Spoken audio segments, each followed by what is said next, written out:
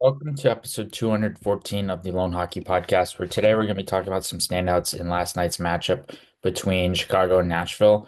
And really great game from the Hawks. I felt like this was one of the best games we've seen from them all year in terms of all-around consistency. They played a full 60-minute game.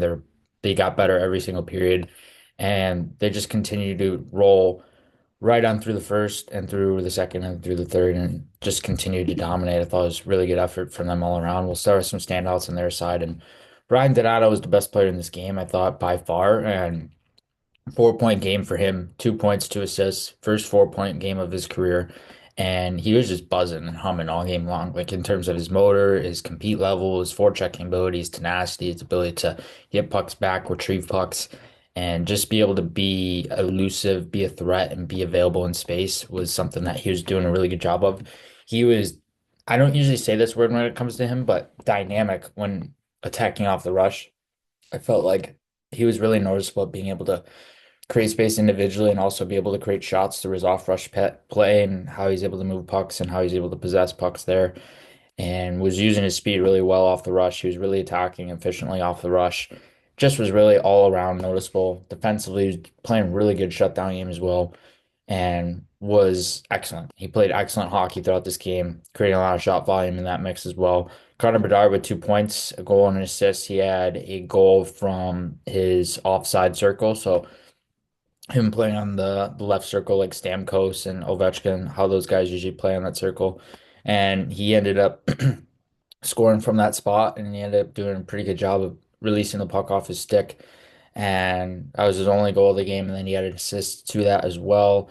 And obviously, after the recent criticism, he's clearly shaking that off. It's not a big deal to him, and played a really good game through this game. I wouldn't be surprised to see him play another really good game tonight against St. Louis and see how that plays out with him there. Frank Nazar was really good as well. I liked a lot of the guys. A lot of the younger guys were really noticeable throughout this game for the Hawks, and Frank Nazar was one of them. Similar to Donato and how he's creating off the rush with his speed, attacking with speed, and being able to use speed differentials in his puck possession ability and play driving ability. And then at the same time, you look at how he was able to maintain possession. He was able to do a really good job handling contact and handling one-on-one pressure and one-on-one battles. So doing a really good job there. He was really effective. And then Seth Jones had a really good game once again. He's, I believe, over around 11 or 12 points in his last handful of games now. So he's been very productive offensively as of late and has just continued to get better as of late as well. About the last week and a half, I would say he's been better, even more so defensively as well, which is really good to see and obviously something you want to see out of your he's Chicago's number one defenseman right now. Obviously, not necessarily the best number one defenseman out there, but he is their number one defenseman out there on this team right now. So he has to be relied upon as such, and he's been doing a really good job as of late and being able to quarterback the power play, being able to be relied upon at 5-on-5 defensively and offensively, and even some transition offense ability. And he's not the best skater, he's not the best at pivoting, but when it comes to his transition ability, he's been much better as of late as well. And Teuvo Teravainen was really noticeable as well. I really liked his playmaking game. I feel like there's a lot of subtleties in terms of how he possesses the puck and drives play. You don't necessarily notice a ton of flash out of him, but he's able to make those subtle plays and subtle passes and subtle seam passes that are very effective offensively. And he controls the flank. He's actually really good at controlling the flank. He's very underrated when it comes to this, and it doesn't really get talked about too much. But his play on the wall and his play along the flanks are really underrated because he's able to have that vision and that awareness to be able to find players and find his teammates and find guys in space. So he's doing a really good job of that.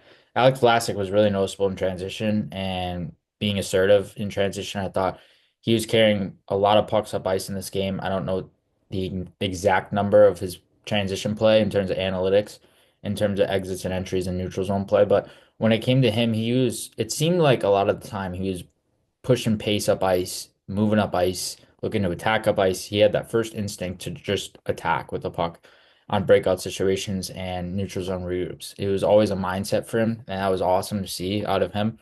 And then Pat Maroon, another guy who was just around the net constantly. He was playing along the back wall constantly. With Maroon, obviously, you're getting a subpar skater, but at the same time, he can chip in offensively when need be, especially around the net. That's where he does a lot of his havoc. And for him, he's just a guy that's really hard to contain at the net because he's a big body and obviously hard to knock off the puck and physically strong. So he's difficult to knock off the puck in that sense. And he played really good. I thought he was noticeable. He had a goal in this game, like I said, and three shots as well. So he played pretty consistent and was noticeable in that sense. And then for Nashville side, I thought Jonathan Marchessault was good and steady. I thought he always plays well against Chicago, and it's always something that he seems to do a really good job of. Even when he was playing the East, when he was playing with Florida, and even to some degree Tampa early on.